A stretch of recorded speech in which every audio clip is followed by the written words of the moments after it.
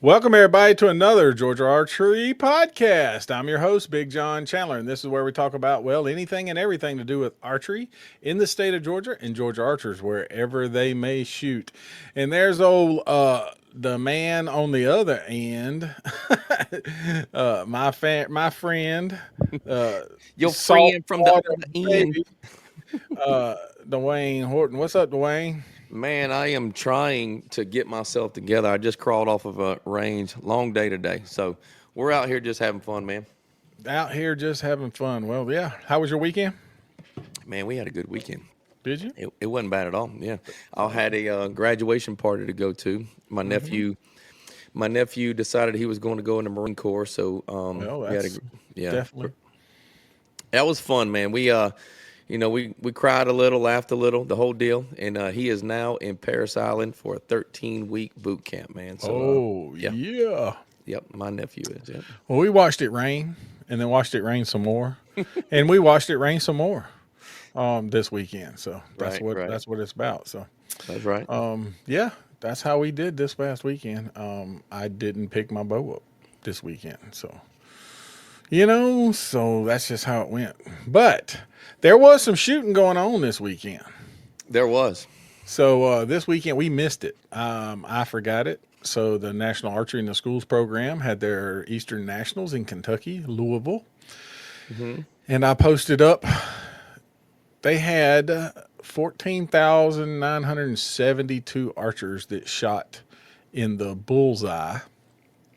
There was 7,212 Right. females and 7,760 males, and then 33 states, different people. So that's a freaking crowd. And then, The 33 states were it encompassed what 720 teams. yeah, Oh, 720 teams. Yep. okay. Yeah. That's freaking cool. Man, that's awesome. And then they do the 3D, which is IBO 3D. So they hit the center, score it that way. And they had 6,719 archers shooting that event. 3,251 females, 3,468. Isn't that right? 68 Yep. males, and 412 teams in that event. In 31 states. And 31 states competed in that event. So that's pretty stout there. No, that's awesome. That is and let me ask you, so that was all in Kentucky? Yep. Both of those were in Yep. They do it in the same at the same place that the convention center is the same place that ATA has their show every year. When they Okay. host it in Louisville. Yeah, that's right. Yeah. So Okay. it's big old facility. Right. And Yeah. that's in meters, right? So I think we talked about that. Yeah. So So they do 10 meters and 15 meters for bullseye. They shoot okay. five arrows per round. They get one practice round at the first distance, score 3, get one practice round at the longer distance, and then score 3 more. Okay. So perfect score of 300. So And then 3D is don't quote me on this, but 7 or 8 targets, and okay. they're in a V shape. In other words, one to target like the turkey is up at close at 10 meters, and then the next one may be at 12 meters, which is maybe the goat, and then the next one, and then a deer, and then the longest one is out there, and then they move it back short. So you I come got around, you. Yeah. you shoot a group at each one of them. So it's pretty cool. And here we are out here. Now, this is something that I thought about last weekend when we talked about 4-H, and you were saying how 4-H's 3D is unknown, Yep. right? I'm assuming this is unknown too. Yes, to the Okay. point that the first one is sitting on the first line, so everybody knows that's the 15. Okay. Or that's the 10, and then the last one is pushed out to the farthest distance. Right. Okay. So the in between is not really known. So it's not really known. Right. But it breaks out into the thing. And So, these yeah. are kids, right? So Oh yeah, these are all the kids. grade school kids from Right. elementary, middle, and high school. They're all shooting a Genesis bow, and they're all shooting aluminum arrows. It's the exact same setup, no matter if you're in elementary school or high school. Excuse me, man, that wasn't no good. So my point was to bring that up. My point was we're over here searching, right? So I think one of these podcasts that we had on. So we're over here asking, like, okay, Yep. is the unknown game dying? Well, they have an avenue. There's the avenue right here. The avenue sure. is 4-H. The avenue is NASP. The IBO. avenue is right here. So it's IBO, right. So the avenue, the kids are shooting unknown, That's right. but for some reason they're not.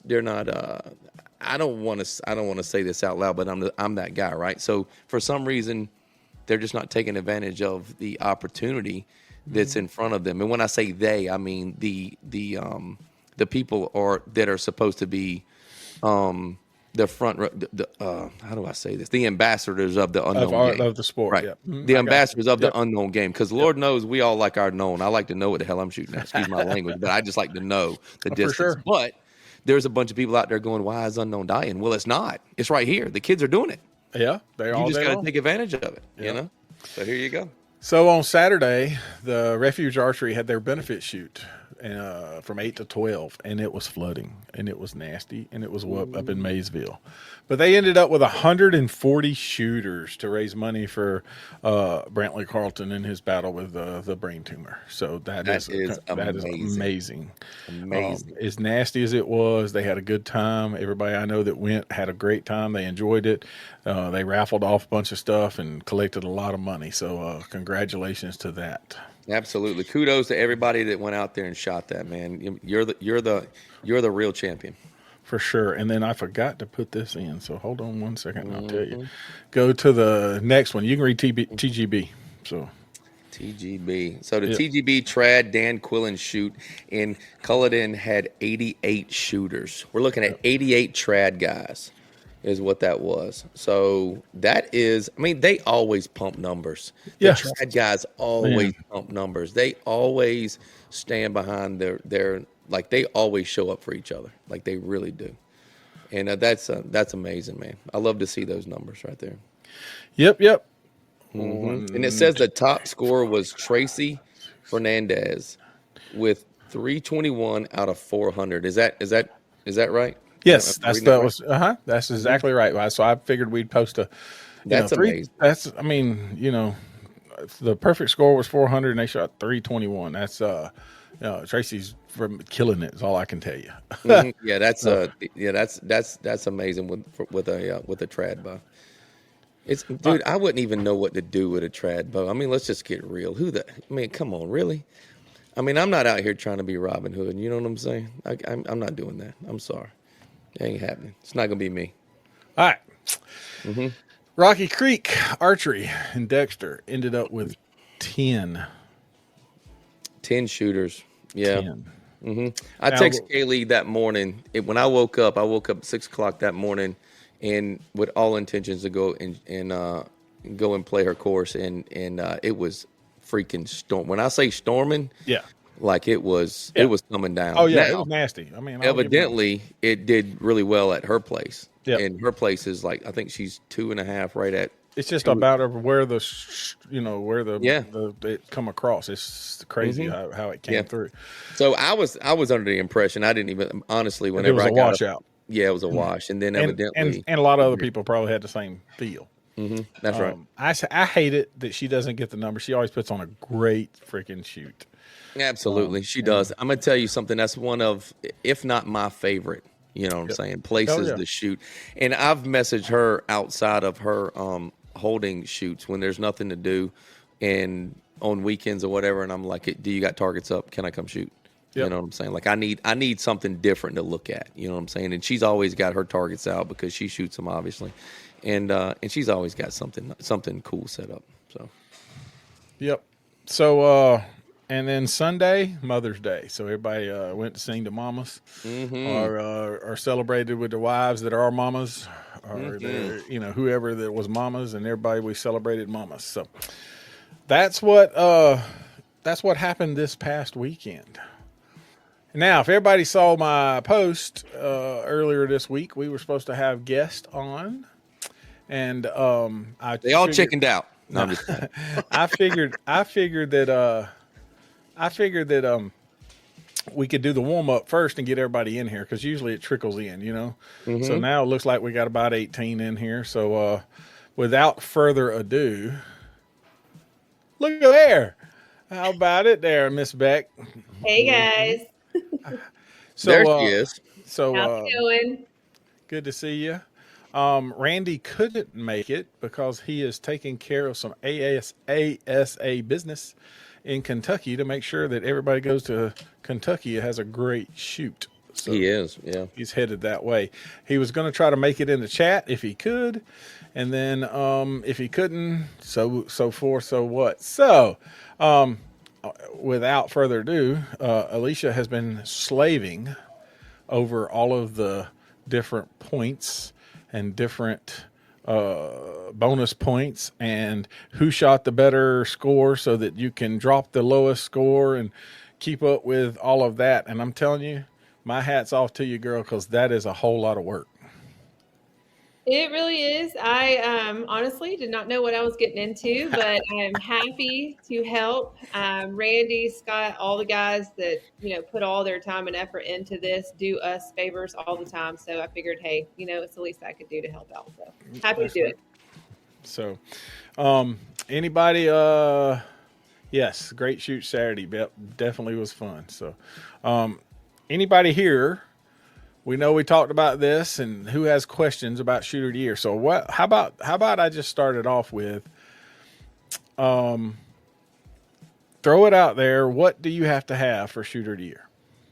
Well, for shooter of the year, you've got to at least have 4 qualifiers that you've shot for the shooter of the year, and you can shoot as many as you want. Now, for each one that you shoot, you get 3 bonus points, but for shooter of the year, it's the 4 highest scores plus the state championship. After you shoot 4, the lowest score is going to get dropped, but those bonus points remain. Okay. And do you know how many qualifiers we had this year or are supposed to have this year?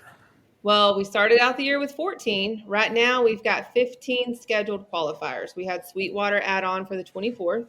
Okay. So that's an exciting thing. It was a club that was just about to kind of go under, and we had some new people step in and get Sweetwater back up and running. And that was the goal initially, to be able to have enough shooters and participation to keep that club up and going. So they've added on a qualifier. Okay. And who let Lynn here? I don't know. Nobody ever knows. Look at old Rodney's in the house. Yeah, Rodney's in. We got quite a bit of people in here. Yeah, we're running. Alisha, I got a question. So let me ask, for everybody that don't know, how long have you been doing just so before we really get started, I know you've answered a couple questions already. So how long have you been handling the Shooter of the Year program for ASA? This is my first year for Georgia for Shooter. And so you've taken it over this year. Have there been any issues like that because I know in the years past, there have been a bunch of squabbling here about this, about that, or whatever the case is. Have you ran into anything like that was, something that was, that you just felt like you just couldn't wrap your head around, that you just couldn't handle? Absolutely. Listen, I'm a female shooter. There's not a lot of women that shoot. Okay. So did I like winning a participation buckle? Heck no. I wanted to beat somebody. Mm-hmm. But every year going forward, before I started Girls with Bows, it was, here you go. You won Shooter of the Year. Well, I'm the only damn person shooting. So of course I won. I never agreed with that. The bonus points can be a little tricky, I feel like, to wrap your head around at times, but I'm going to go ahead and go down this rabbit hole about the bonus points. There's 2 ways to look at this. Yes, Shooter of the Year is a shooter that has great scores. It's a shooter that has been to multiple qualifiers and that has beat several people. But the other way to look at it is, this is someone that has supported all the local clubs in Georgia. Okay. 2 ways to look at it. Sure, absolutely. I don't disagree with that. I don't think anybody can disagree with that. However, I do feel like there is a bunch of people that feel like the bonus points can be somewhat unfair to different regions of Georgia. Okay, absolutely. I agree with that 100%. Mm-hmm. Okay, so anyways, I just wanted everybody to understand exactly what your spot was with the Georgia ASA Federation and how long you've been handling the shooter of the year. So it's not like you've been, handling this for years or whatever the case is. Like this is your first year, and whatever you come up with, whatever issues may arise this year, you're obviously willing to go, hey, look here, bring this before the federation and go, hey, look here, maybe we can do this. Will this change the program? Will this help the program? Things like that. Absolutely. And I'll piggyback on that a little bit. With any kind of organization or any kind of club at this volume that we have, there's always room for growth. Always. Mm-hmm. Okay. And with every year and with every new members and with all the people that are coming in and concerns, there's always room for change. There's always room for growth. It's about taking that into consideration and getting it in the hands of the right people. Randy is absolutely fantastic. There's room for growth. So if there's concerns, we just need to work on it. Mm-hmm. All right. So Jake has a question. I'm going to pop it up so everybody can see it across the bottom. Probably helps to explain the purpose behind the Shooter of the Year program. Do you know what the purpose was for? Why they built the Shooter of the Year programs and why it was there. So absolutely. So the whole point of the Shooter of the Year program is to keep your local clubs alive. It's to keep the sport of archery alive and going. If you have a Shooter of the Year program, it gives people incentives to go out and shoot those clubs. It gives them an incentive to try to get as most points as they can. Gives them something to go for. It gives a shooter a goal. Mm-hmm. Now, we got to be careful when you do that, all right? And I'm going to say this, and I'm going to say this to that point. When you're able to travel, because I think Mr. Lynn Hardy said it best right there, all right? When you give those Shooter of the Year points, right, those extra points, those participation points, to clubs that are an hour and a half, 2 hours away from each other, right? That's not a problem at all, okay? Now, when we're talking about clubs that are 4.5, 5 hours away, and those, and I say we because I'm one of those clubs, and those shooters have to drive 4.5, 5 hours to every one that's not, that's not being held in their region, then it becomes slightly unfair, right?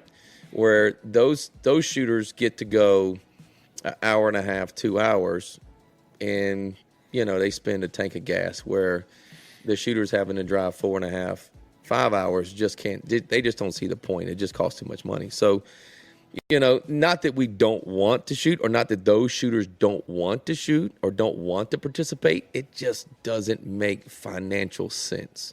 You know what I'm saying?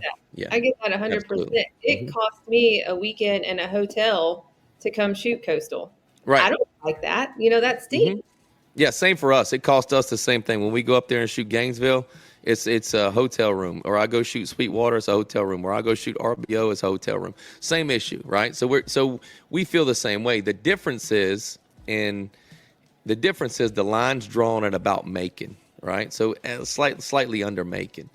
So the difference is there is quite a few more up north than there is down south. And I think if we all put our heads together, and and I'm not going to keep going down this rabbit hole, but I think if we put our heads together, there is a fair solution to the participation points, especially if the clubs are willing to hold more qualifiers to offset the participation point difference. You understand what I'm saying? Yep. So I think there's a solution there. We just got to figure it out. I do. You know what my most favorite solution would be, though? And this is a little unrealistic. Why not grow the amount of clubs that we have? That's everybody wants to have a club in their backyard, right? Everybody does. Mm-hmm. I know.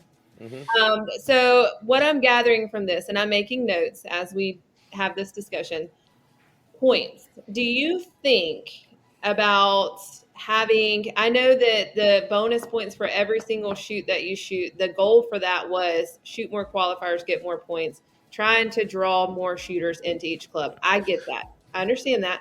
But what do you think about only the top four? The top four what? Tell me. Like in other words, you get only participation points for the top four that you get. Is that what you're saying? So you get a participation point for shooting 4 events. Correct. Well, if you're there, if everybody's there, why would you need those extra points? Do you think it should be 1 participation point per each shoot that you shoot? I'm at a conundrum because I was a club or hosted a club for many years, and participation points were put in to drive traffic to clubs. Sure. Right. And yes, it's a long way down there. That saltwater baby. But when you had your qualifier, how many people came from the north down? I'm not prepared to answer that question, sir. No, I'm just like I think around 3. But 3 or 4, right? Now my first year was better. My first year I did have. Now this year not as many. My first year I had a lot more people from up north coming. Alisha helped out with that when we had her event here. Yep. And that pulled a bunch of people down here. And Lord knows we try. Lord knows everybody. We're not out here not trying, right? Yeah. And that's what I'm saying. Is like the point being is that you had it and you drew 3 people from the north because of the points. That's why they came. There's no doubt in my mind. And I'm not going to point names, but there are 3 people or 4 people, whatever, that drove down not to have a qualifier or to make a qualifier, but they went to get their points. So did it really work? That was 3. Did that grow it enough? I don't know.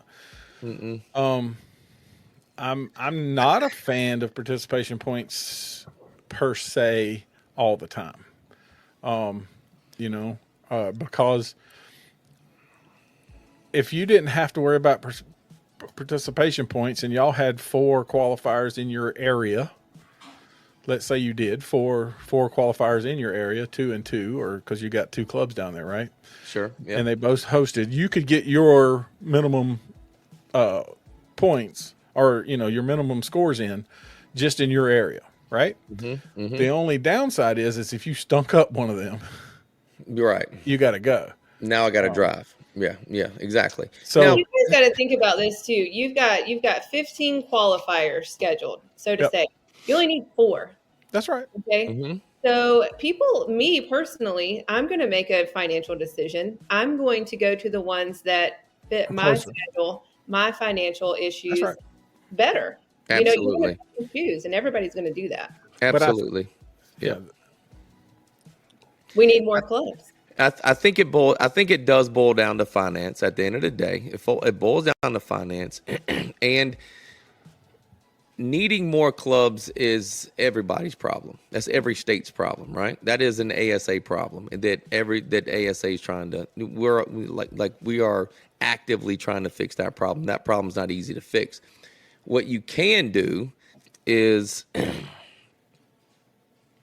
in my opinion, don't mean jack. I'm just here, right? But I feel like every club should have a voice. And excuse me for my voice being messed up right now. But I feel like every ASA club. How many? Do you got your notes where you can tell me how many ASA clubs are in Georgia, Alisha? Yes, you've got GAC, RBO, Coastal, Ogeechee, R&D, and that's it. Am I missing one? Sweetwater, RBO. That's it. All right, so if you put that on a map in Georgia, you've got RBO, you've got Sweetwater up top. You got to be missing one. You got to be missing one because that would be 14 qualifiers with 2 per. So there's one. Big Creek. You're missing Big Creek. Big That's Creek, Oh, wait a minute. Team On Point because they're holding the team On Point's hosting the state. So, but they're not shooting a qualifier. Yes, they are. But we're not talking about. You have to shoot a qualifier to host a state, so they have to have a qualifier. Now y'all gonna make me go get my thing out. Go get your notes because you have to host a qualifier to shoot. Well, Jake's right here. When you're hosting a qualifier, Jake. Jake, when's your qualifier? I know you got one. I thought he did it already. No, he didn't because that's one on my schedule to go to because Jake is a June 14th. Okay, so there it is. That's on my schedule to go got to them numbers. He's right there at the cusp of my travel. Oh, yeah, it's on that travel time. Yeah. Yeah, on my travel finance right there. Jake is like right on the cusp of it. Yep. But yeah, Jake was one of them. So that's all of that. But the point being is what we were talking about, points. That was the biggest discussion is points. Right. So and Jake made a good question. Were the participation better when there was points? Like total, like if you look through the years past. I mean, and I'm not going to ask Alisha to find that or know that information. She hasn't been doing this, but this is her first year, so she don't really have that point. I can tell you that I don't think it drives enough traffic to make it worthwhile. If I'm going to shoot a qualifier, I'm going to shoot a qualifier which is convenient for me and closer to me if I can do it. And then I think, and this is, I mean, I'm just going to throw it out there. I know what class I'm shooting, and I know who's leading in the points on that class, right? And I know he has shot a bunch of qualifiers, and probably going to shoot some more. So yeah, and let me. I'm going to read this. I'm going to read this comment right here. Just allow more qualifiers for South Georgia. It isn't rocket science, and that's what I was leading into. So I was leading into, if you're going to allow participation points, figure out a way to go, okay, there's X amount of participation points based on X amount of qualifiers for North Georgia, and wherever that south and north line is, the south and north line is. Make sure there's equal amount of participation points in South Georgia that are available in South Georgia, that they don't have to drive 4.5, 5 hours, right? Yep. So if there's, I'm just going to say for easy math, let's say there's 20 participation points up North Georgia, and the line is Macon, all right? Let's just make sure that there's 20 participation points available in South Georgia below Macon, okay? Now, what that may mean that a ASA club has to host 3 qualifiers, or maybe that ASA club hosts 4 qualifiers. Whatever the number is, just make it even, because I can tell you there are clubs that are willing to hold more than 2 qualifiers. Is all I'm saying. And I think that if you're wanting to hold participation points and you think that participation points drive numbers to clubs, then that may be the answer. I don't know. I'm just saying, hey, I'm just out here throwing ideas out, right? That's all I'm doing. Jonathan says use bonus points for only 1 qualifier per club. That's a thought. So essentially, if I made I can pick the 1 or the 2 because you're hosting 2. So let's say I drove down and got points off of 1, and because I only shot one at your club, I get my points. But I don't, have to complain about driving back down there to get them 3 points. Not the saying other 3 points. Yeah, the other 3 points because I don't have to worry about it. But at the same time, that saves you from going, oh my gosh, the clubs that we just named, 7 clubs, right, or 6 clubs, whatever it is. Well, we forgot Kennesaw too. Kennesaw Archery Club. Yep. Yeah. So you figure all of those clubs, if they only had bonus points at 1, right, then maybe it would clean that up sometimes. So. Okay. I think listen, so I think we're having a very good discussion about it right now. I think it's a healthy discussion. I think it's a topic that a lot of people feel very passionate about. Yep. I also feel like the people that are commenting, okay, and the people that are in this live and the people that are commenting care about the growth of the sport and the growth of ASA. I really believe that, right? That's why we posted, and that's what we did, Right. Saying that, I think that each club should have a voice on changes. I think the clubs should have a voice on ideas, things of that nature. I'm gonna preface what I'm fixing to say by saying I do not disagree with giving Sweetwater a qualifier this year. Okay, I'm gonna preface what I'm fixing to say by saying that. So I don't want the people who are shooting Sweetwater to come for me when I say this.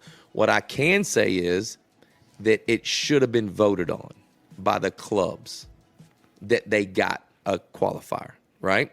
There should have been a vote, because without the clubs paying their dues, there is no federation, okay? Without the clubs going, I want to be a club, we're in, there is no federation, right?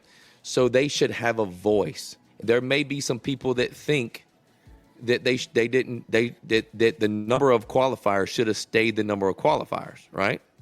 And that Sweetwater comes in next year. There may be some clubs that think that. And that should have been a discussion. That should not have been a, hey, guess what, you guys, here's another qualifier.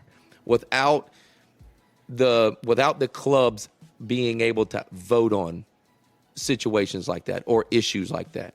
When you are a part of an organization, the organization should not appear to be run as a dictatorship. Okay? It is a democracy. It is run like an organization. It should be run, and everything should be voted on. I'm going to say that, and I know I'm probably going to catch some heat for this shit. But it is what it is, right? There is not a single other organization out there, archery or any otherwise, that is just decisions are just decided upon and just pumped out there. It doesn't work like that, right? The NFAA does not operate that way. The ASA does not operate that way, right? So the ASA, whenever they make changes or decisions, what do? Right? So they got 2 meetings a year. They hold their meetings. They talk about the changes they want to make for the upcoming season, and they vote on them. Who likes them, who don't like them, right? Yeah.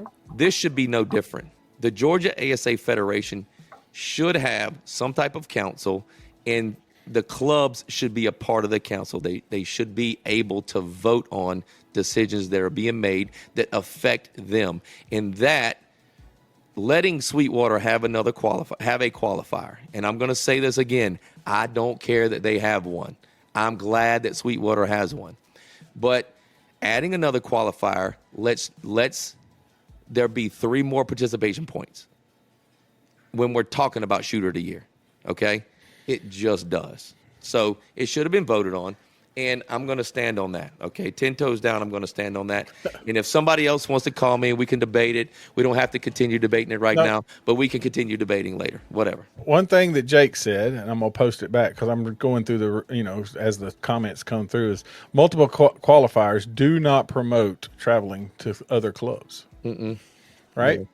Yeah. I know something that the S3DA did, when Jake was running the show. We divided it up, the state, into, a north, south, east, and west, and everybody hosted one, so that everybody could get a chance to go to the one, and then you had to shoot 2 to go for shooter of the year, 1 in your region, 1 outside your region. So at the same time, that promotes movement. Sure. And we can sit here and talk to Alisha about these things, and Alisha can take notes, and we're going to all talk about this at the end of the year or whatever the case is. Like, we can come up with all these ideas. I can write these ideas and pass them along, you guys. Right. And I agree with a lot of what you guys are saying. The only thing I am going to step in about Sweetwater, because the only thing I'm going to say is the goal is to keep the clubs alive. 100%. And Sweetwater I love the guys out there. I think they host a great shoot.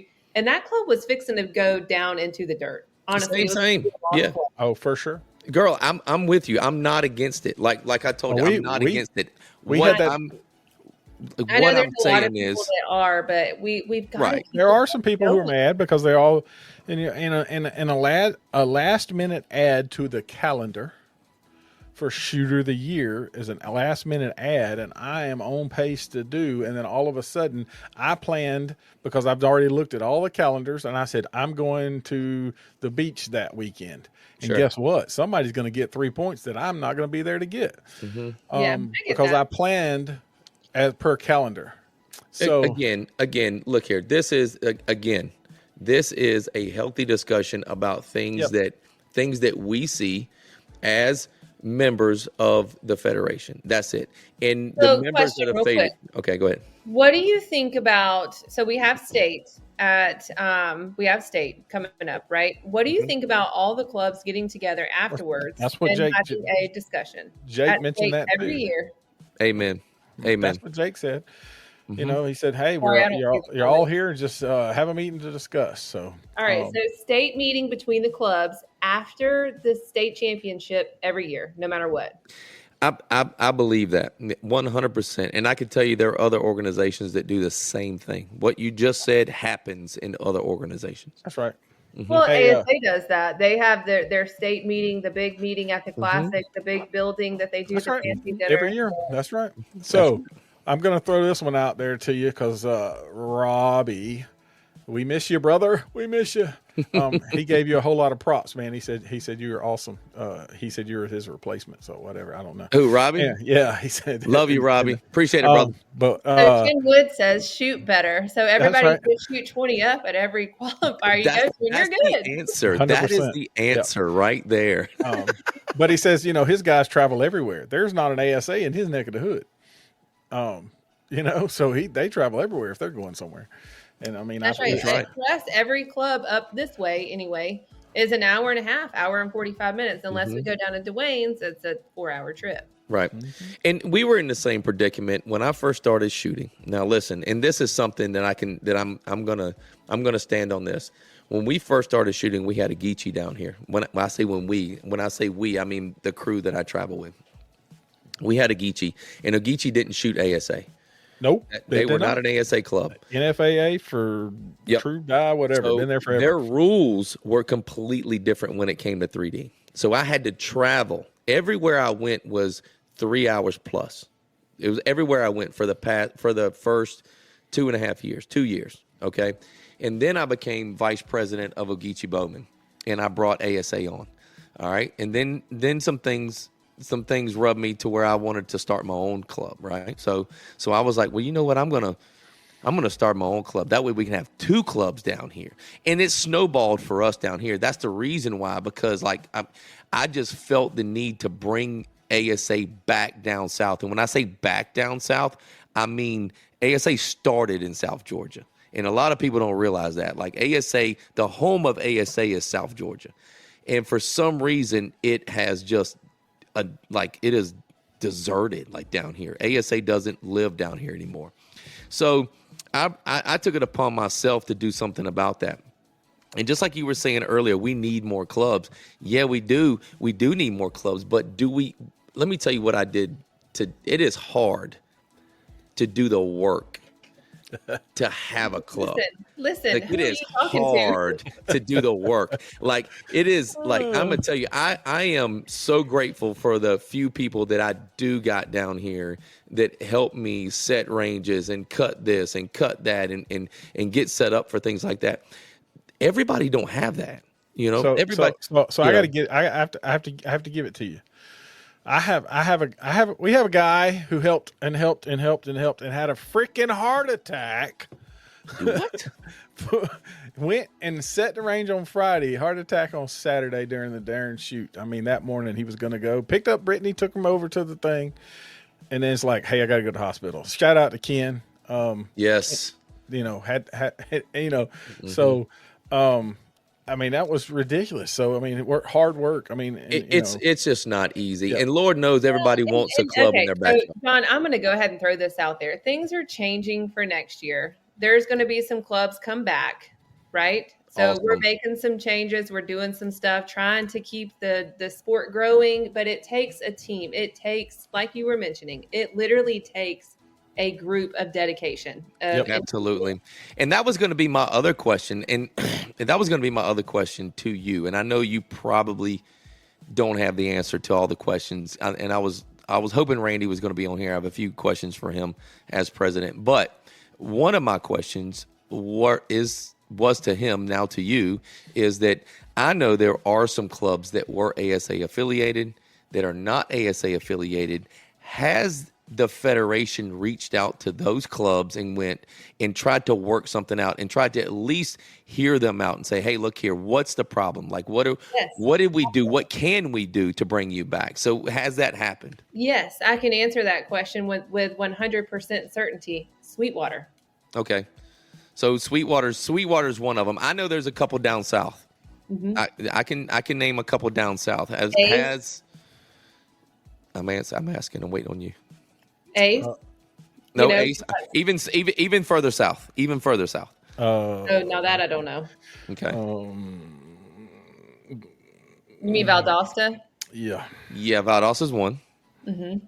You got That I can answer. You'd have to ask the club that question. right. Or Well, Randy.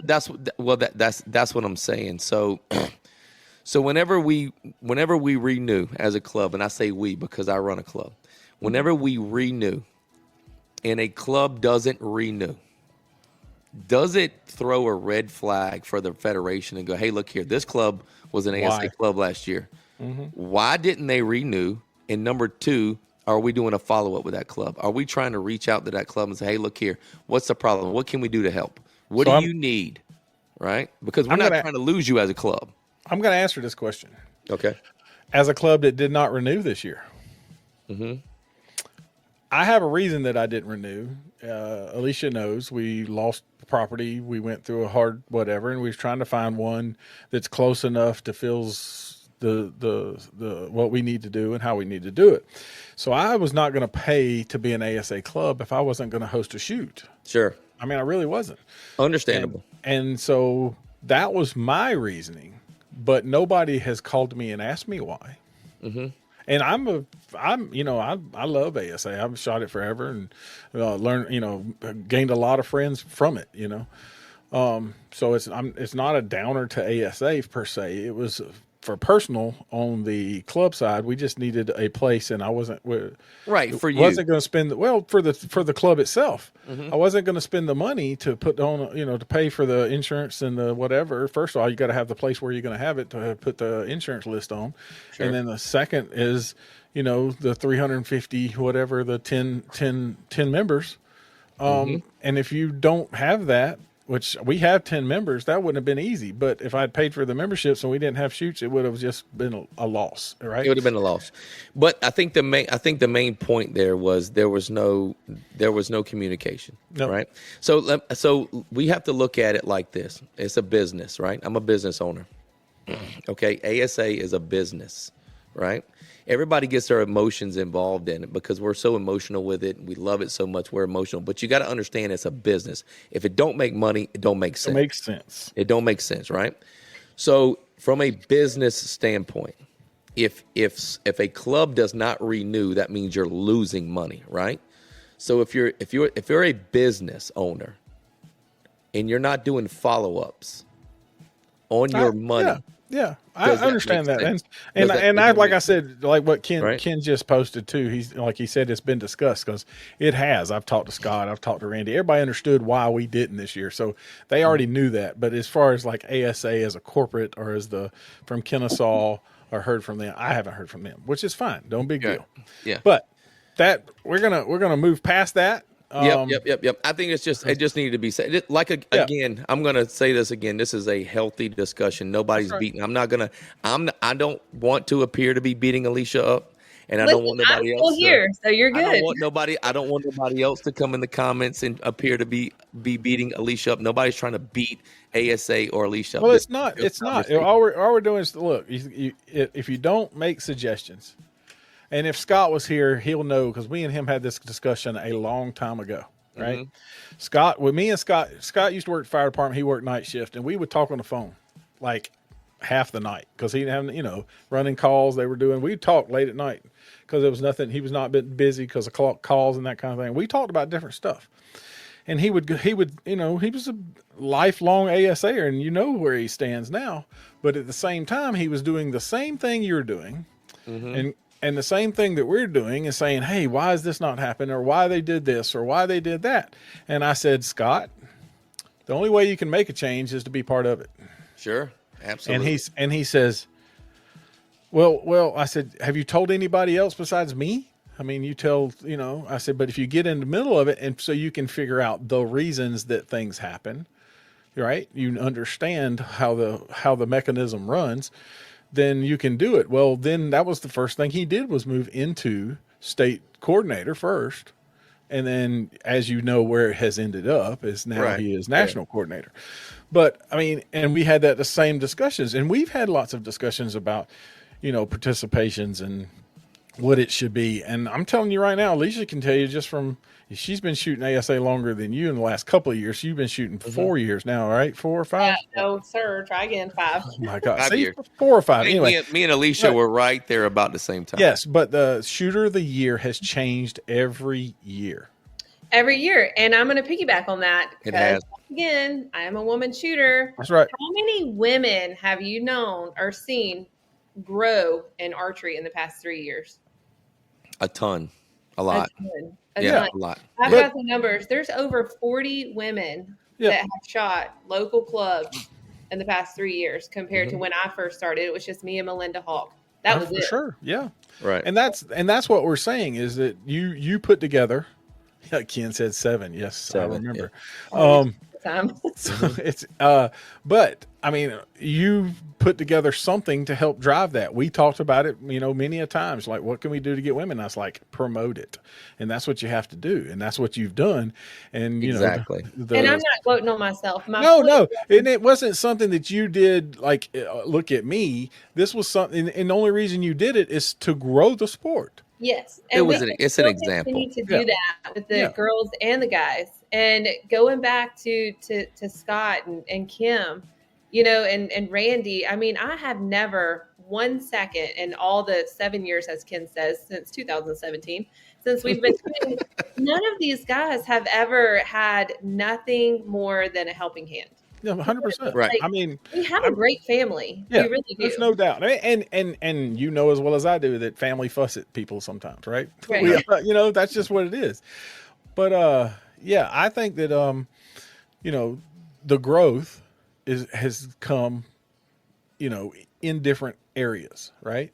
All of a sudden there's a big kick in the bow hunter 45 class. Why? That's the biggest class on my spreadsheet. I'll tell you, because they let the mover sight come in. That's right. I really believe that. That's because right. I hunt with a mover sight, and I've always hunted with a mover sight for many years now. And I would, that was one reason I went to open, because I like to move my sight. Right. It's the easiest thing to do and I say novice. I'm not saying novice as like, beginner, but it's the easiest thing to do for somebody who just wants to get into it.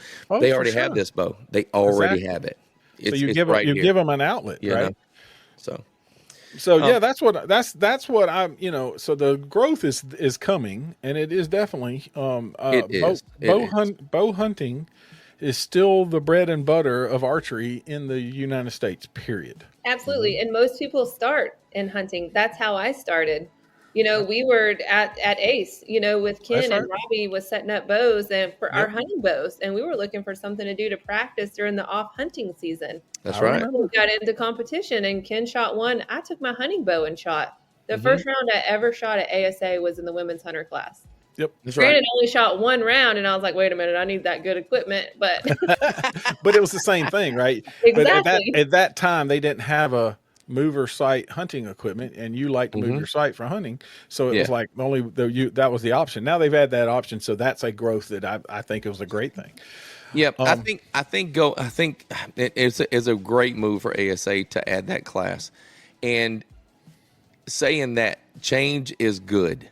Like a lot of people, like we have a lot of older, our older shooters, our older crowd does not like, so most older people don't like change, but Lord knows change is good, right? The only thing that is constant in the whole world is change. Shit's going to change. Right? It's going to change. It just is. That being said, I think it would behoove the Federation to allow the clubs a voice. Even if it's just get together and throw these same ideas that us three are doing. There's a ton of people in the comments right now. A ton of people in the comments that have that have ideas and that have and who knows? They may have the key. We don't know because we ain't giving them a voice. You know what I'm saying? Honestly, you know what I'm saying? So I've got the one note that I've got written down right now to take back is a state meeting, the meeting after the state with all the clubs. I love that. I think that's a great idea. And there is nothing other than a benefit for the Federation. Absolutely. 100%. Healthy conversation. What we're doing right now is great. There's nothing wrong with what we're doing right now. Nothing wrong. Yeah, absolutely. I love it. I think it's great. I think this was a great idea. Kudos to you guys. I was a little scared to get on here because I was like, oh, Lord, they're fixing to kill me. But part of it. But I mean, there's always going to be things that we may not agree with, you may not agree with, but the for person sure. next door may agree with. You know, it's very hard to make every single person. You're not going to please All everybody. you can do is try. That's You're right. not. You know. Let me ask you. So, John, have you been scanning some of these comments? I don't know if we missed any comments. I know we've been rambling. Yeah, and I've been trying because they've been coming in. They've been the comments have been coming in. Is there all any this question? talking and she's got one note? I got some up here too. But yeah, I've been trying to scan and catch. Okay. You know, and bigger, you know, like questions. You know, talking about that. You know, Jonathan said the same thing. He's seen more ladies at qualifiers and club shoots. Absolutely. You know, I have too. There's no doubt about it. I've seen more youth ladies than any right now down here because we have a big 4-H and a big excuse me. So our 4-H group down here is huge down here, and it's more youth girls than it is youth boys, and they all support elite. Like I think I see 4 or 5 girls with bows jerseys all the time at every shoot that I go to down here. Like, and it's huge. That. It's a big thing. It's a big thing down here. So I want to try to figure out my next biggest project. And Lord, here we go, entrepreneur again over here. I want to try to transfer the youth from 4-H and S3DA into ASA because that's our future. Mm-hmm. Mm-hmm. But absolutely, the youth classes in ASA is dwindling. There you go, right there. That's it. David Elmore says it right there. He commented right behind you. Youth involvement is going to be key. 100%. Yeah. Absolutely. We've got to figure out a way to get these kids transitioned because S3DA is just about over, but ASA is starting up. Mm-hmm. Back. Go from one to the other. Right. We've got to figure out a way to do that. Maybe we need to host an event. I don't know. Here I go again. All right. Yep. Well, hey, I'm all for hosting events, and I'm for hosting off-site events. So. I'm okay, and I know that we are cornered down here in South Georgia. Like I have the ocean that it hinders me. The ocean hinders me. So I am not above picking up and moving my things to a central location to host an offsite event. So if y'all want to do that, I'm game for it. I'm okay with it. So Casey has a question. You know what he said is that the club should promote more. So he had no idea where the majority of the clubs are. Well, I'll tell you about that. All right. Tell him one time, Big John. I have tried my dangest to make sure that I have an address to the point that there's some clubs that post, hey, we're having a shoot this weekend, but they never tell you how to get there, what to get there, and where it's at. Right. Mm-hmm. So I've actually contacted them and said, hey, dude, people can't show up. Don't be mad if they don't show up because you ain't giving them an address. So in the calendar, every time that we make a Georgia Archery calendar piece, I put the address in it so you can click it. So if you see it on the Georgia Archery calendar, more than likely it's got an address of some sort or who to contact to get to find out more information. Absolutely. But you are 100% right. I have seen lots of posts that says, you know, ABC is shooting this weekend. Hope to see everybody. Well, first off, where are you at? What club you are? You know, what's the other club we had the other week? That's such a was it something small buck, whatever it was? Beards. Scrub. No, Scrub Bucks. Scrub. Yeah. That's my favorite club name in the world. Scrub Bucks. I love that name. So they posted a thing and they were having a shoot, right? And I was like, I sent a message like, well, where's this shoot? And I need an address, you know? How is anybody going to show up if there's, no thing? Hey, Larry says no points, top 4 qualifiers. Plain and simple. Painter. Hey, and that's another old schooler right there now. He don't definitely an old schooler. I agree with that. I do. However, adding those points drives people to all the clubs instead of Alisha, we have to prove that point. Yeah, and that's what John was saying earlier. Okay, so what we need to do, since you're over the SOY program, we've got to start taking data. Okay, so we've got to see if we can go back and get data and compare data. Does it drive more participation, or is the 2 or 3 shooters worth worth the participation points. That maybe we're only getting 2 or 3 or worth making everybody else mad about it, or worth making everybody else mad about. Well, So I've got this fancy little spreadsheet right here. All right, well, let's do it. Let's do it. Tell y'all. I mean, this right here. I don't know if I'll be able to do it on, but anyway, it shows every single club, every single score, every single standing. Yep. Point, everything is all on one thing. Mm-hmm. And I can tell you, just by looking at every single thing on this spreadsheet, there has been over 42 shooters travel and shoot every single qualifier so far this year. There's been 2 of them in my class. I can tell you that. I'm only going to tell you right now. There you go. There ain't no reason for me to shoot no more. I promise you that. Them boys got me beat on participation points. 100%. There's no doubt about it. Well, and that's what it is. And that's another thing. Yes, shooter of the year is great scores, but it's also participation points. Listen, kudos to those dudes. Listen, let me tell you something. The guy that is leading my class right now, kudos to that guy, because that guy he's either got more money than he's got sense, or he's a retired dude because I don't know. I can't. If I told my wife I was going to that many shoots, I would literally have to find somewhere else to live. There's no way in the world that I would. And I can tell you my personal goal is to win the state championship.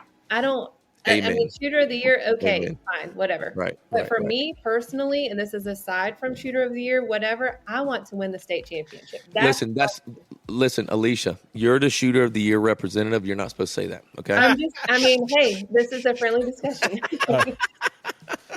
Well, there's no doubt. I've been watching because I work every Saturday, so half of these qualifiers are on Saturday. So I'm not going to make half of them anyway. Mm-hmm. And then Sundays are, my only day of the weekend to do something usually, and so sometimes your honeydew list is longer than your archery list. So it is what it is, right? Everybody has to make a choice to either drive here or drive there. Here's a question. Do participation points make you travel? From Jonathan. Right. And that's the question that we've been kind of going after this whole podcast is it did some people. It did some people. And I'm not gonna lie. But listen, look at Rodney. Rodney right here. Rodney says, I had every intention on going for shooter of the year this year, but there is no way I can because of the bonus points. So in Rodney's situation, it threw him off of the program. Yep. Because he can't go. So it is situational. And what we have to do is figure out, and the only way you can do that is by data, right? Is by data. Mm-hmm. So you've got to take year in data and go, okay, look here. Crunch some numbers. Did it help or did it hurt? Like, what did it do, right? So for some people it did, for some people it didn't. You're not going to make everybody happy. And everybody in the chat, look here, chat. I love the passion and I love the all the emotions and everything. But some of y'all are just going to have to stay butthurt. I just hate it. I mean, I'm just hate it for you. You know what I'm saying? Lag. Yep. Oh yeah, I can see it lagging. It's lagging. It's from uploading that darn image the whole time. But anyway, let me put it to y'all like this for a second. So you talk about the bonus points, okay? So you're automatically going to shoot 4, no matter what. So if say the person, Dwayne, you shoot every single qualifier, and I shoot every single qualifier, the max amount of bonus points you got on top of me is 33. That's it. That's right. That's not a lot. Okay. That's if you shoot every single qualifier and get all those bonus points. Right. If you only shoot 4 qualifiers, 33 points, I'm out of the race, right? So if I shoot 4 qualifiers, and let's say I shoot 10 up at each one, 33 points. 33 points ain't a lot of points. What are we saying here? How many shooters are shooting 33 up? That's what you're saying right now. That's what what you're saying right now. 33 up. What you're saying right now is that's 33 up. That's going to a shoot and shooting 30. I got to go to a shoot and shoot 33 up. Well, you're going to shoot 4 qualifiers. Right, but so did the person that shot 30. So did the person that shot all the qualifiers. This got 33 points on you. This got 33 extra points. So Jeremy just posted, and he said the participation points for S3DA pushed actually people that says, well, I don't care about doing the shooter of the year no more. And, so that's, because they're like, I can't, it's the same reason, right? You're sitting there going, the guy who makes them all is going to win. That's right. Yeah. The more listen, it's big buddy. Listen, it's big bank, take little bank. That's what it is. It's just what it is. You know what I mean? So, So if you have 14, let me ask you a question, and then I'm just throwing this all out of the whack. Instead of 3 bonus points, 2 bonus points, 10 bonus points, we all get 4, right? So you take 4 out of it. There was 14 qualifiers or 15 qualifiers, right? So that's 9 more, right? Mm-hmm. So 9 points. How about 9 points? Look at David. Pin David's. I like that. I like that, David. Look at that. I like that. There you go. If you're trying to give somebody who participates something, why not give them this? Read it, John. It says, do away with the points at the end of the year. If the shooter travels to all, give them a discount on the registration for next year. If you're if you're trying to give participation award away, make it different than the shooter of the year. Yeah, make it different than beating a guy. If you make all of them, you'll get this back. Right, there you go. Hey, that sounds good to me. That's a thought. But then it doesn't affect. Then it doesn't affect the competition. Competition. It doesn't affect the competition. Right. And then the other side is that the guy who does it all feels like, well, hey, I got something for spending $100,000 to travel. There you go. So anyways, the only way we're going to get through all of these things is if we have that meeting at the end of the year and everybody gets an opportunity to do what we're doing right now. Just a voice. Right? Just voice your opinion. And I'm telling you can make sure. This is all I ask. This is I ask from anybody as we're talking as friends. If you're going to boast a complaint, make sure that you give a positive also. Absolutely. So at least point out something that was good also. Mm-hmm. Because if everybody hears, well, you did this wrong and you did that wrong and you did this wrong, they don't hear anything great. They're like, well, I'm not going to do this anymore. Yeah, I don't want to be a part of this. Yeah, that's right. Yeah. And we're all trying, like I said at the beginning of this podcast, listen, the only reason we're in here, we got 23 on Facebook, 4 on YouTube right now. The only reason those people are in here is because they give a crap about the organization. 100%. Right? They care, right? And the only reason we're talking about this right now is because we care about it. We love it, right? Yep, we don't want to see it go away. We want to see it succeed, right? Mm-hmm. So that's the reason we're doing what we're doing right now. Yep.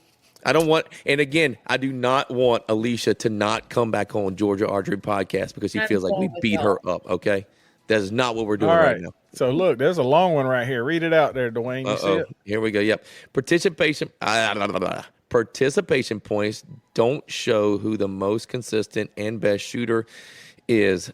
Not everyone can make all the shoots, but as you said, you'll never make everyone happy. I would just like to see it consistent every year. That's Miss Tiffany Tanner.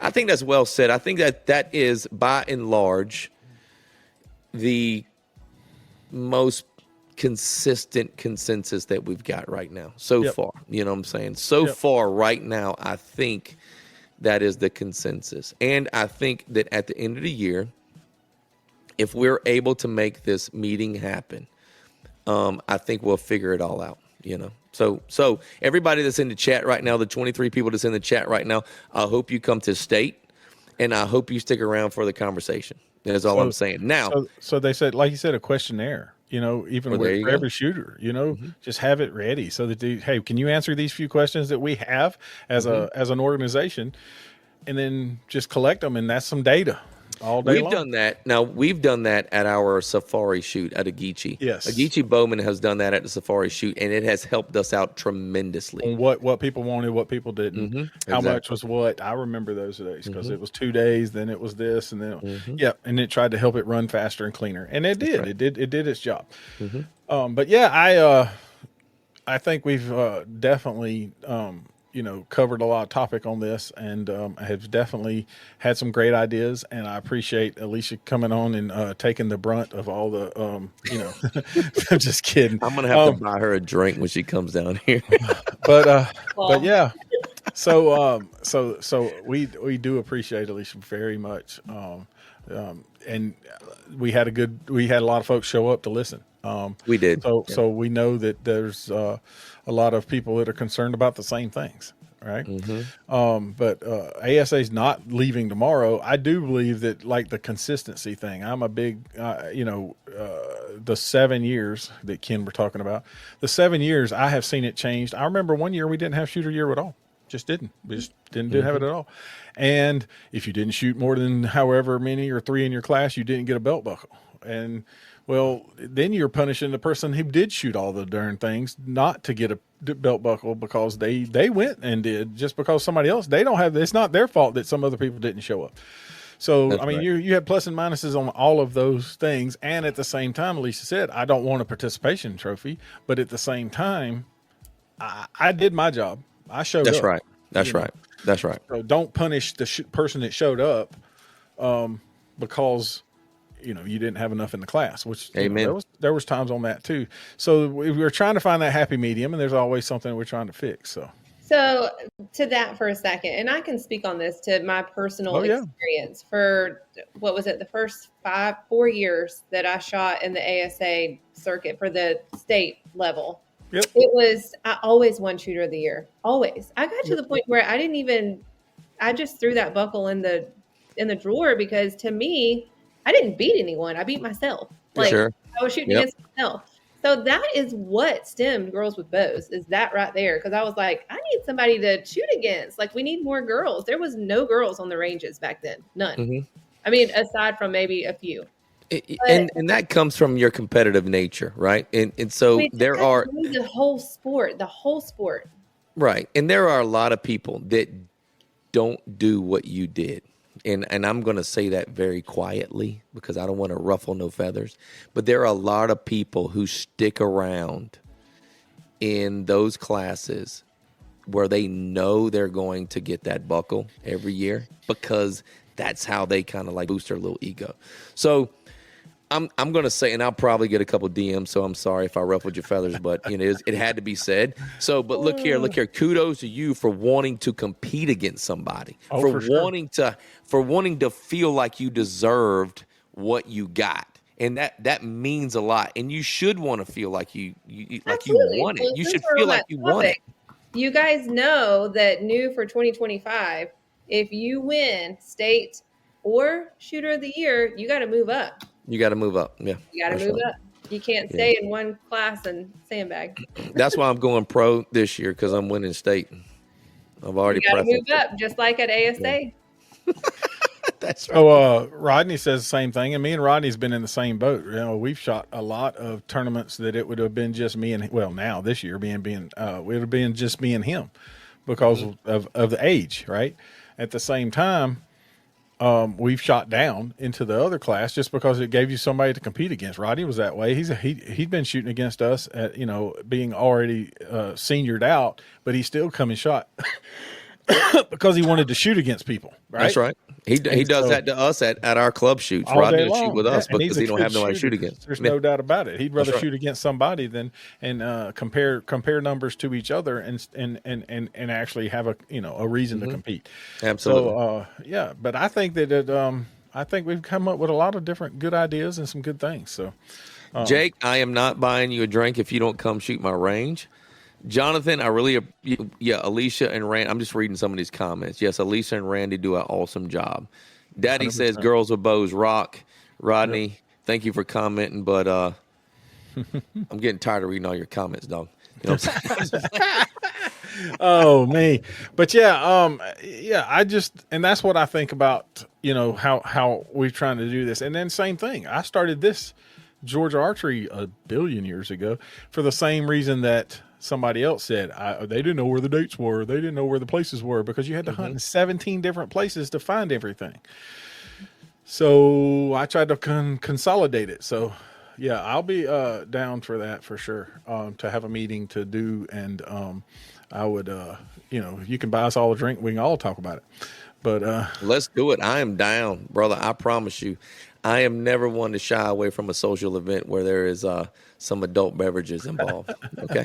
Well, and I want to, before we jump off of here, I need to give a shout out to Randy and Scott and to these oh, guys. for sure, the whole For me, going just from being a shooter to doing all this and seeing a lot of work. stuff that they do, it's a lot of work. A lot of these guys don't even get to shoot anymore. Period. Nope. They don't even get their bows out of their case. 90% of the range guys that are on the range, right, at an ASA event nationally, right, and most of them are either state organizers or state directors or so forth around other states. They don't shoot their bow. They don't have time because they're trying to do things for they're us. making sure that we enjoy the sport that they love so much. That they those guys bypass are the real shooting. heroes. Yeah, 100%. Sure. I mean, it's the same thing with and I'm going to go off on a different organization, but U.S. Archery has their major events every year, and Olympians, right? People who've won a medal from the Olympics are out there setting up targets, cutting the grass, drawing the lines, putting all the stuff out. And I would always point out to the kids, I said, you know who that is? Right. You know who that is? You know who that is? That's an Olympian. That's an Olympian. This person is a national champion. This person is that. And they're doing this now, not shooting, but doing it so that the sport continues. They're giving back. So they're giving back. That's right. 100%. And I think it needs to come full circle like that. And kudos to Scott and Randy and the whole ASA team that goes out. Like I've talked to Randy a couple of different times this past week. This ain't his first trip to Kentucky. They've already been 2 times getting ready for this thing. So they leave their families to go weeks on end, to make the shoot. To make this happen, man. Yeah. So kudos to you guys, man, that are doing that. Awesome. We really appreciate it because we love shooting, and maybe one day we're going to be the guys out there on the range doing the same thing they are. For sure. Anywho, I think that's going to be the continuation of that. Yeah, Alisha, you want to hang around while we do the what's coming up this weekend? Well, let's give Alisha the opportunity to whatever kind of shout out you want to give out. Girls with Bows, ASA. What do you want to say? Who you is and where to find you. There you go. Okay, well, if you don't know about Girls with Bows by now, you are living under a rock. But we have some fun stuff going on. We've partnered with Artemis, Georgia, so we're bringing in new women, introducing them into archery, and we've got some events going on at the Charlie Elliott DNR range coming up soon, so stay tuned for that. Just lots of fun things going and lots of recruiting going on, so pay attention to our Facebook page. Cool beans. And if your points are not right on the spreadsheet, just send her a main message. No, my points are right because I have the calculator. But listen, no, for real, the biggest thing that I've gotten, the most messages I've got is this person and that person's the same person. Yeah. That's So here's a public service announcement. Learn how to spell your name. Make sure you fill your scorecards out the same every time. Yep. Yes. Oh. Amen. That's it. Yeah. All right. Well, you want to hang while we do who's going to shoot this weekend? Yeah, go for it. All right. So, all of the collegiate archers are headed to Michigan, Lansing, Michigan. A lot of them have flew out, headed out for this weekend's National Collegiate Outdoor Tournament. So, good luck to all of the different clubs that are headed that way and teams that are headed that way to Lansing, Michigan. Absolutely. All from the state. There'll be a good bit that go to that. So this weekend is Saturday. The S3DA, I'm starting at the bottom, it's going to screw him up. The S3DA Regional has a bonus shoot because it was added late at the same time because we didn't have one in the area. That's right. So that's why we're calling it a bonus shoot. And Richmond Hill this weekend. What? So who's hosting that? That is hosted by Eagle Creek of S3DA team and Dwayne offered his range, because they don't have a 3D range, offered his range to host this shoot. That's right. So that's what that is. Yes.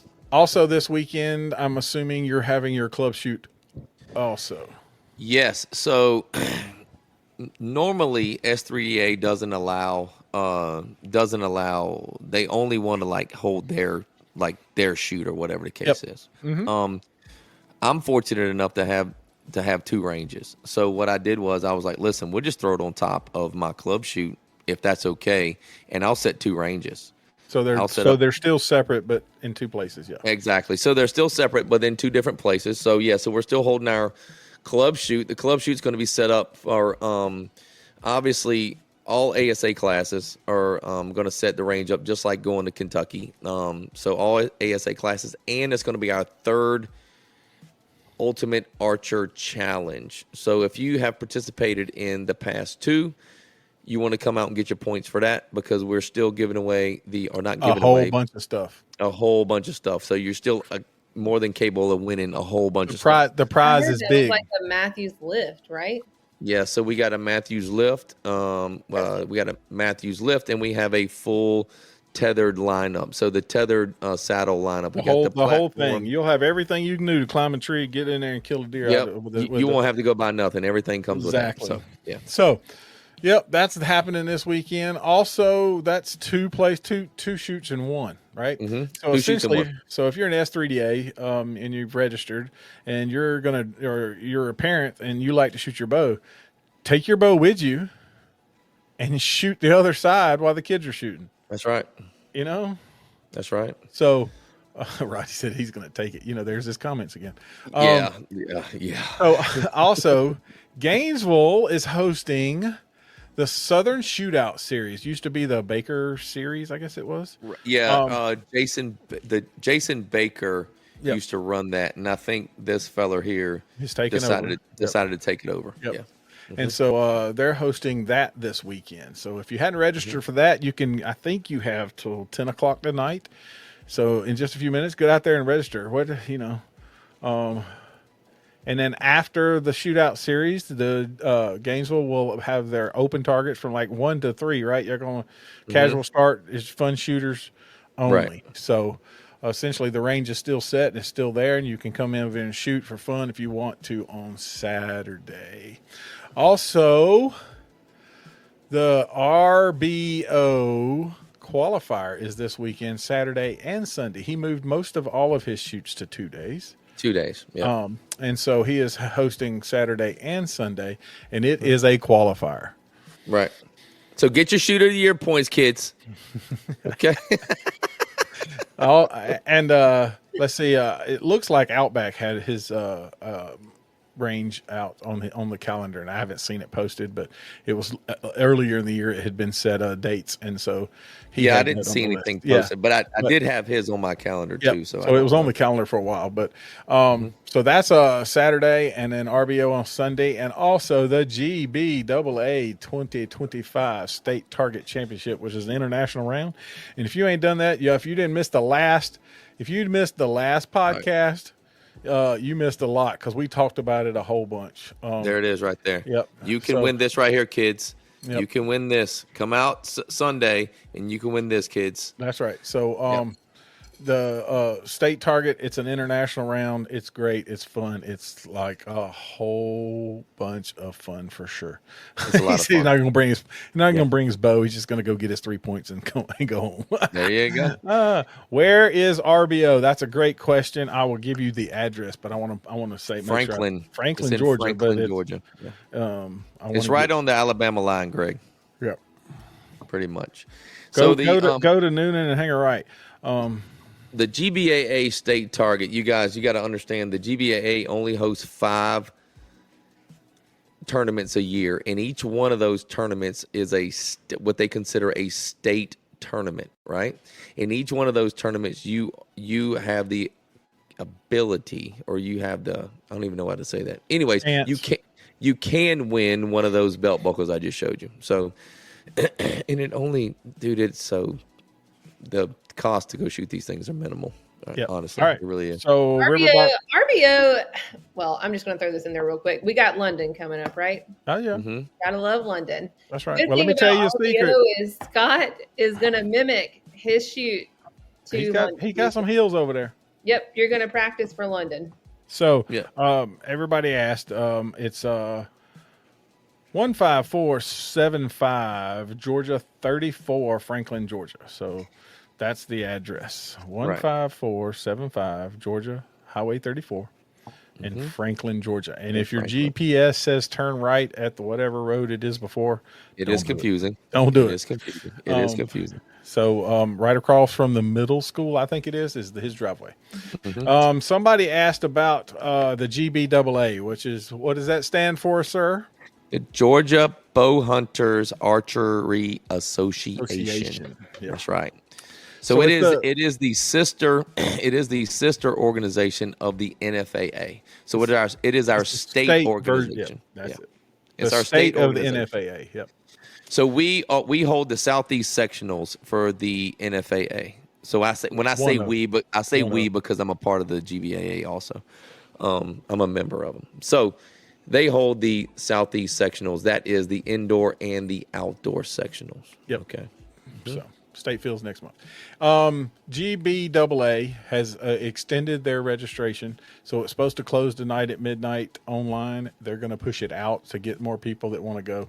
So, if you want to sign up, maybe you're going down for the S3DA, take your bow with you, shoot coastal, spend the night, and then go over. And even if you want to shoot for fun at the GBAA state target, you won't get a chance for the belt buckle, but you'll have a chance to have a whole lot of fun shooting a whole lot of arrows at a whole lot of targets, and learn a whole lot of stuff about a different form of archery that you probably haven't ever done before. And yourself as an archer. Oh, 100%. No doubt about it. I still need a sight tape. Elavarch Art Outdoor says, how does he get into the GBAA? How do you get into the GBAA? Well, there is a website. It is gbaa.georgiaarchery.com. You can read about it, do whatever. If you go on and register, you can actually see it. If you wanted to go try that event, you can read about and how it works.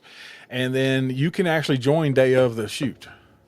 Yep. So you can actually join the day of the shoot before we shoot for the belt buckle. So that's just more information. They do a 5-spot. If you understand what NFA does, that's their state indoor is a 5-spot. They do a outdoor event, could be a 900 round or it could be an international round, either one, and a 600, but we're, don't talk about that much. And then they do the field round.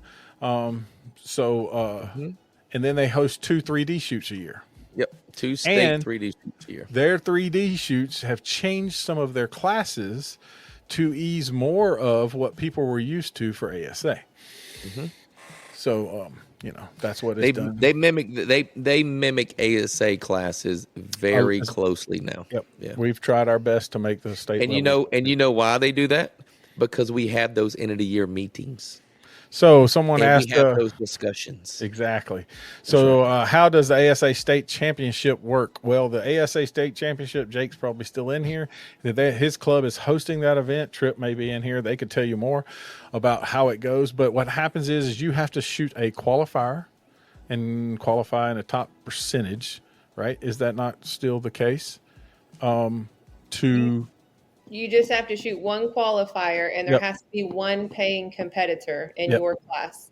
Yeah, so you have to shoot a qualifier and have to shoot against somebody, and if you did that, then you can go to state championship. Amen. That's okay. That's it. I just want to make sure I was correct. Jeremy Johnson. No, they're not. They're not all on Sundays. No. This one is, and honestly, the reason this one is on Sunday is because of Coastal and the S3DA thing that he has going on Saturday. That is what y'all are 22 miles apart. Yeah, we're about 22 miles apart, and they accommodated me in the S3DA program that we are trying to start down here. So. Kudos to the GBAA for being so supportive. We really appreciate it. I will say that the next tournament after this, which is the state field tournament, is on a Saturday. It's on a Saturday. That's right. And the next one after that would be the state 3D, and it's also on a Saturday. That's right. Which the date hasn't been posted yet, but it'll be out very soon. So, yeah, I think that's we covered most of everything. Everybody's got a good thing. If you saw something we missed, send us an email, info at Georgia Archery, and you know, Trip you can said always. no. Trip, Huh? no, what? Trip said no. No, he was answering the question about Sunday shoots. I believe. Oh, okay, I got you. Oh, yeah. I know you can't make it Sunday, Jeremy. You're behind the pulpit, buddy. I understand that completely. That's right. That's right. So, we're getting a lot of questions right now. Holy crap! We're trying to end this thing. We're getting a lot of questions. well, is State ASA a 2-day State 2-day shoot, or you have the option to shoot it either day, or you can shoot it to whatever you want to do. You just got to shoot 30 targets. That's right. You shoot first 15, come back, turn your scorecard in, and then go back out. Sometimes you can go out with the same group. Some people have just had to shoot the first 15 and had to go, and they regroup you if you need be. That's the way it's been when it's not a shotgun start. So That's right. that's how it works. Ella Varch, the GBAA bid out their tournaments. So if you're a GBAA club, you have the opportunity to bid for the tournament. So North Georgia clubs that are GBAA clubs can get a tournament if they want. If they want a tournament, all they have to do is come to the end of the year meeting and put their bid in for the tournament. All right, And yes. Larry, go ahead. No. I was finished. So Larry says the state field is usually a 2-day tournament, and yes, you are correct in that it usually is a 2-day tournament, but they have limited it now to a 14-14-14 round. So we're going to do it all in one day. Yes. So the NFAA is trying to do things to figure out how to get more participation in the field, and the Southeast sectionals are 14-14-14 now. And we can pull 14-14-14 off in one day.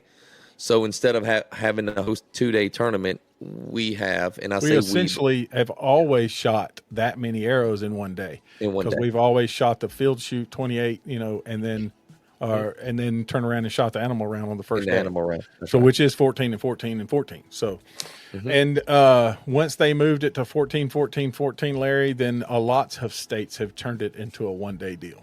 That's right. That's not a us thing. That's an NFAA thing. We didn't have anything to do with that. Tell, man, I remember you coming down and shooting that. I sure do. Had a good time. But yeah, so it's a 1-day deal. That'd be awesome. So I think that it would bring a chance of the guys who want to try that but didn't want to spend 2 days because of the same thing, travel, motel rooms, this type of thing, may get to come out there and just make a full day of shooting arrows and have a great time. So, and we'll talk about that more as it comes up, because that's, next on the list for sure. That's right. That's right. But you can find this podcast live on Wednesdays at 8:30. Most every live, we've been doing this pretty regular because we like the conversation. Every Wednesday on Facebook and YouTube. Sometimes on Instagram. We don't read the comments, and Instagram will cut you in an hour. It doesn't matter what we do. That's automatically going to cut off. So when we're doing a live, we're at an hour and a half now. Yeah, this was good. Yeah. But, and now you can find all of this information and more on www.georgiaarchery.com, where we have the list of the calendar of the shoots. If you've seen something that's missing, send me a message. If you want something talked about on the show, send us a message. If you want to listen to this audio later, it will be found on most of your favorite podcast apps. So, anything else? That is it, man. I think we did good. Alicia, we really appreciate you coming on, darling. And look here. I think we got a lot accomplished, and love your face. I hope to see you in London. We need to do dinner and get that drink. Yes. Oh my gosh, we're going to be there. Bring your boots. Be prepared out here. That's right. Let's do it. Hey, look, before everybody knows, I got a brand new microphone. I had to keep up because, big time. So, yeah. Anyway, take someone, teach them how to shoot a bow. It will last them a lifetime. Amen. Until next time, I'm Big John. I'm the saltwater baby. And peace. we'll see ya.